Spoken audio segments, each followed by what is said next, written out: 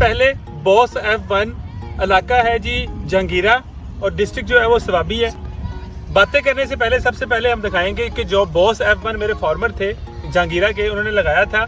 सबसे पहले हम देखेंगे कि आखिर ये अंदर से माशाल्लाह कितना लाल है और ये क्यों कामयाब है वैरायटी। डॉक्टर साहब काटें इसको।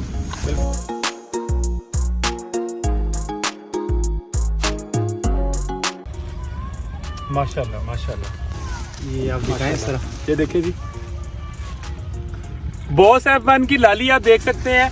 अल्हम्दुलिल्लाह पूरे पाकिस्तान के अंदर अगर हम बात करें तरबूज की तो हमेशा से पहले नंबर पे आएगा बॉस F1। मेरे साथ फारूक मौजूद है, बताइएगा कैसा है माशाल्लाह, कलर कैसा है, तरबूज कैसा है, वजन भी बड़ा जबरदस्त है इसका। कलर भी बहुत अच्छा है माशाल्लाह, और ये तरबूज भी बहुत बड़े बहुत बड़े करते हैं माशाल्लाह। और इसका जो पैदावार है वो भी बहुत बड़ा है। आपने पहली दफ़ा ये वैरायटी लगाई है, आपको क्या लगता है आपके इस इलाके में यानी या सिर्फ KPK में अगले साल कौन सी वैरायटी लगेगी? ये वाले boss F1। Boss boss F1। Boss F1। Green gold is the Dream dream gold। Gold.